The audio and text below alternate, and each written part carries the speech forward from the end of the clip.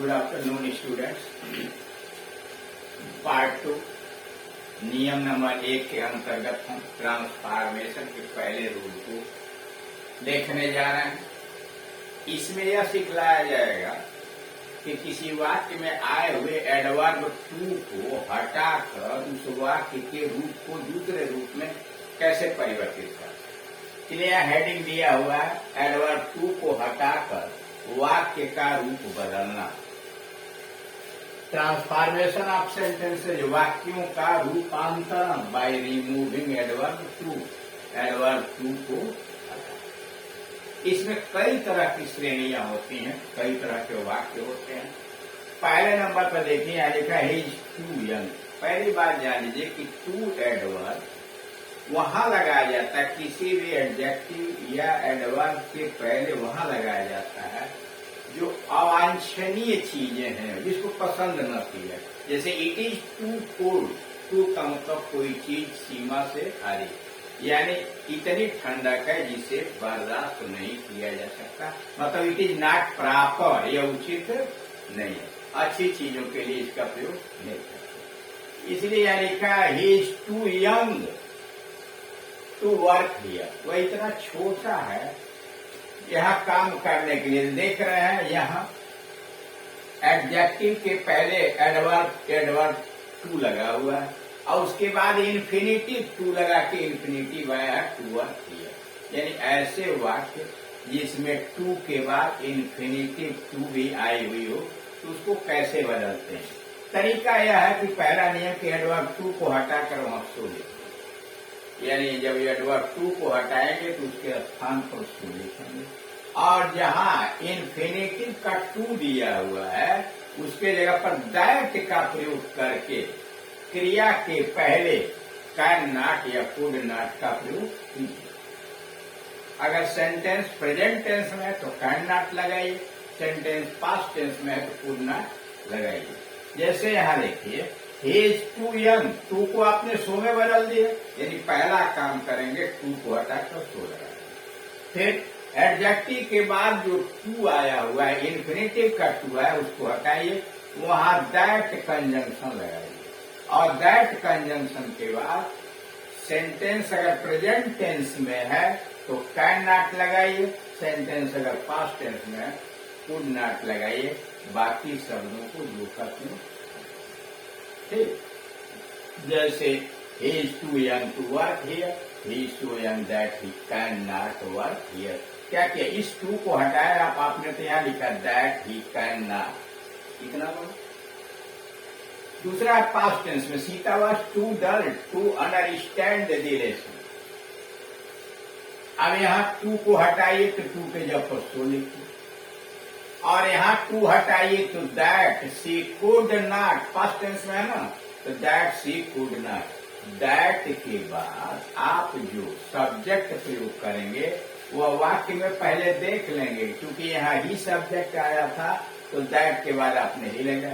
यहाँ सीता था तो यहाँ सी आपने लिखा, तो Sita was so dull that she could not understand the lesson, यानी यहाँ ही सी दे इत्यादि जो प्रयोग करेंगे वह यहाँ आए हुए कर्ता के अनुसार प्रयोग करेंगे। The house is too costly to be purchase, अगर इन्फिनिटिव पैसिव वॉइस में है तो आप पैसिव वॉइस में ही लिखेंगे। जैसे the house is too costly, तो टू के जगह पर सो लगाया, the house is so costly, घर इतना कीमती है। अब टू को हटाया तो दैट लगाया, हाउस निर्जीव है तो इट लगाया, similar that it cannot be purchased, it cannot be purchased, इसे खरीदा नहीं जा सकता, पैसे हुआ। He is too proud to listen to anyone, वह इतना घमंडी है कि किसी की बात नहीं सुनी, to listen सुन।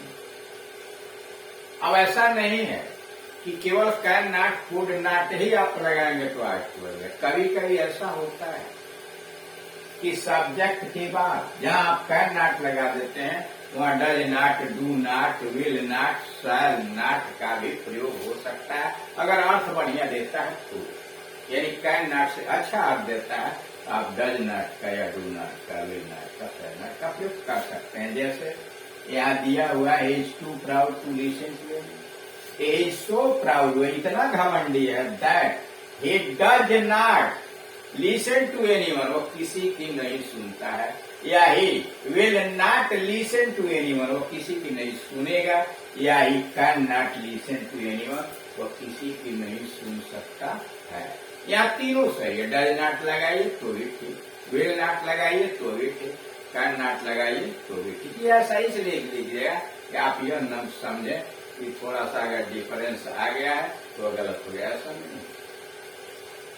अब उसके बाद आइए, अगर इन्फिनेटिव के पहले नॉट लगा दिए गए, यानी अफर्मेटिव नहीं, इन्फिनेटिव नेगेटिव है, तो आप नॉट नहीं लगाएंगे। जैसे he is too poor not to accept this money, वो इतना गरीब है। अब यहाँ देख रहे हैं ना, इन्फिनेटिव पर नॉट आ गया, तो आप नॉट नहीं लगाएंगे। He is so poor that he can not accept this, can accept this money, यहाँ नॉट नहीं, वह इतना गरीब है कि इस रुपये को स्वीकार कर सकता है। अब कैन नॉट एक्सेप्ट को क्या किया गया, रिफ्यूज कर सकते हैं। अब कैन नॉट एक्सेप्ट के अगर यहाँ पर रिफ्यूज लिख दिया, टू रिफ्यूज दिस मनी, तो ऐसे हो जाएगा he is so poor that he can not refuse this, बात एक ही है। It is too poor to go out, अगर सब्जेक्ट ईट आ गया तो आगे सब्जेक्ट आप कंजंक्शन के बाद जो सब्जेक्ट बनाएंगे वह भी बना सकते हैं या वह बना सकते हैं। इट इज सो कोल्ड, बहुत ठंडा है, बाहर जाने के लिए, किसके बाहर जाने के लिए, हम लोगों के, या वन में सब लोग बारी बारी आ जाएंगे। जैसे it is so cold that we can not go out, या one can not go out. अगर सब्जेक्ट कोई निर्जीव वस्तु हो अथवा इट हो तो इट सब्जेक्ट बनाते हैं और इन्फिनिटिव को पैसिव वॉइस में लिख देते हैं, यानी निर्जीव वस्तु सब्जेक्ट के रूप में आई हो तो दैट के आगे के उपवाक्य को आप पैसिव वॉइस में बदलेंगे, इट सब्जेक्ट बनाते हैं। जैसे दी रोप इज सो हार्ड, रस्सी बहुत कठोर है, इसलिए टू ब्रेक, तोड़ने वाला। The rope is so hard that it cannot be broken. It cannot be broken. To break को पैसिव वॉइस में कर दिया गया, तोड़ा नहीं जा सकता। The tea is too hard for me. कभी कभी ऐसा आता है कि इन्फिनिटिव के पहले for me, for you, for them, for her, for him, for them ऐसा लगा करके आता है। अगर आया हो फॉर अस तो सब्जेक्ट भी लिखिए फॉर मी, सब्जेक्ट आई लिखिए फॉर हिम, सब्जेक्ट ही लिखिए फॉर राम, तो सब्जेक्ट राम लिखिए, है ना। इसलिए सबके लिए कारक चाय बहुत गर्म है, किसके लिए, मेरे लिए, आपके लिए नहीं भी हो सकता है। फॉर मी टू ड्रिंक, तो देखिए इज सो हॉट, थोड़ा गलत हो गया है, ऊपर से लिख दिया हमने hot. The tea is so hot that I cannot drink. I cannot drink. अब क्या हुआ, फॉर मी था तो मैंने आई सब्जेक्ट बनाया, फॉर हिम होता तो ही सब्जेक्ट बनाता, फॉर देम होता तो दे सब्जेक्ट बनाता, फॉर यू होता तो यू सब्जेक्ट बनाता, फॉर अस होता तो वी सब्जेक्ट बनता, फॉर राम होता तो राम सब्जेक्ट बनता, चाइल्ड होता तो चाइल्ड सब्जेक्ट बनता। कभी कभी ऐसा होता है कि एडवर्ब टू के बाद एडजेक्टिव आता है, एडजेक्टिव के बाद फॉर लगाकर नाउन का प्रयोग कर दिया जाता है। वह क्रिया बहुत संभाल के खुद ही सोचनी पड़ती है कि कौन सी क्रिया लगाई जाए जो वाक्य का अर्थ स्पष्ट कर दे। जैसे his sorrow is too deep for tears, उसके दुख आंसुओं के लिए बहुत गहरे हैं। His sorrow is so deep that it cannot be expressed in tears. अब ये कहां से आया एक्सप्रेस, अर्थ को व्यक्त करने बताया, क्रिया आपको लगानी पड़ेगी। His sorrow is so deep, उसका दुख इतना गहरा है that it cannot be expressed in tears. Passive voice में किसी आंसुओं में व्यक्त नहीं किया जा सकता है। अथवा His sorrow is so deep, उसका दुख इतना गहरा that he cannot express it in tears. He cannot express it in tears. 10वां, he is too slow for error. यहाँ भी देख रहे हैं फार लगा के नाउन आ गया। तो he is so slow, वह इतना धीमा है क्या that he can not be a अर्थ के अनुसार भी लगा दिया, he can not be a. कभी कभी वाक्य ऐसा होता है जैसे यहाँ लिखा my heart was too full for, यहाँ भी नाउन आया है, शब्दों के लिए मेरा हृदय बहुत भरा हुआ था। My heart was so full that I could not speak out, क्रिया अपनी तरफ से ढूंढी गई, I could not speak out in words, इसे मैं शब्दों में व्यक्त नहीं कर पाया। अथवा my heart was so full that I could not utter, utter मतलब उच्चारण करना, बोलना, अटर एनी वर्ड, मेरा हृदय इतना भरा था कि मैं एक भी शब्द नहीं बोल पाया। ठीक, कभी कभी अब देखिए होता क्या, कभी कभी एडवर्ब टू के बाद फार लगाकर एडजेक्टिव आ जाता है। यहाँ तो ऊपर नाउन आया हुआ था, अब एडजेक्टिव, और जब अगर एडजेक्टिव आ जाए तो उसके लिए तरीका है, जगह बनाने के लिए हम इतने को मिटा रहे हैं।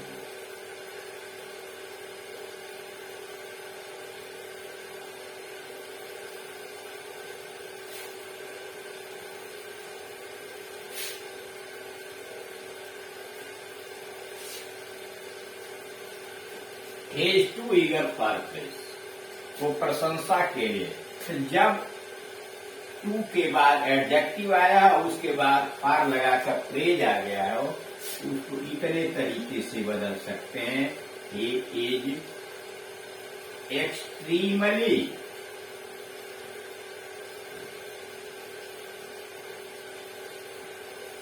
eager for praise, He is extremely eager for praise, वो प्रशंसा के लिए अत्यधिक उत्सुक है। या एक्सट्रीमली की जगह पर ओवर लिख दीजिए, he is over eager for praise, अथवा he is eager for praise beyond the proper limit,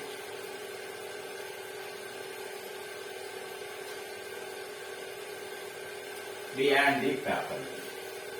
सबको जानना इसलिए जरूरी है कि आपको एडवर्ब टू लगा करके भी वाक्य का रूप बदलना है दूसरे नियम के अंतर्गत। इसलिए ये तीनों जानना शुरू है कि अगर एडवर्ब टू के बाद आर लगाकर एडजेक्टिव आया है तो वहां टू को हटाइए और एक्सट्रीमली का मतलब अत्यधिक लिख दीजिए या ओवर लिख दीजिए, या टू को हटाकर लास्ट में लिखिए बियॉन्ड द प्रॉपर लिमिट, सीमा से आगे।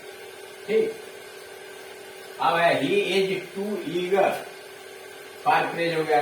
अब his brother is too lazy, उसका भाई बहुत आलसी है। अब इसे कंपैरेटिव डिग्री में भी बना सकते हैं ऐसे, his brother is more lazy than लगाकर he should be, than he should be, जितना होना चाहिए उससे अधिक आलसी है। हम ऐसे लिख सकते थे his brother is extremely lazy, his brother is extremely lazy, बात खत्म हो जाती है ओवर लेजी। लेकिन उसको तुलनात्मक तरीके से भी बनाया जा सकता है, his brother is more lazy than he should be. अगर पास्ट टेंस में हो the meeting was too noisy, तो the meeting was more noisy than it should have been, it should have been जितना होना चाहिए था। यानी प्रेजेंट टेंस में तो इट शुड बी और पास्ट टेंस में तो इट शुड हैव बीन। तो इस प्रकार से आपने यह देखा कि एडवर्ब टू को हटा करके वाक्य का रूप बिना अर्थ बदले हुए परिवर्तित किया जा सकता है। इसमें कई तरह के नियम आपने देखे। नियम यह देखा कि एक जगह जो अगर एडवर्ब टू आया उसके बाद इन्फिनिटिव आया तो टू को हटाइए, वहां सो लगा दीजिए, और दूसरे वाले टू के जब दैट कंजंक्शन लगाकर उचित कर्ता लगाइए। सेंटेंस प्रेजेंट टेंस में तो कैन नॉट लगाइए, पास्ट टेंस में तो कुड नॉट लगाइए। ठीक। और अगर सेंटेंस में इन्फिनेटिव निगेटिव में आई हुई है आप नॉट मत लगाइए। सेंटेंस में इन्फिनेटिव पैसिव वॉइस में हुई है तो आप पैसिव वॉइस में लगाइए। सेंटेंस का कर्ता अगर इट है आप वहां अपना सब्जेक्ट आगे भी या वन बनाइए, समझ ना। अगर सेंटेंस में कर्ता निर्जीव वस्तु है तो उसे दैट के आगे इट सब्जेक्ट बना करके आप उसे पैसिव वॉइस में लिखिए। और अगर फार लगा करके आया हुआ है, टू एडवर्ब के बाद फार लगा हुआ है और उसमें फार मी, फार हिम, फार शी, तो उसके अनुसार आप कर्ता का निर्माण कीजिए।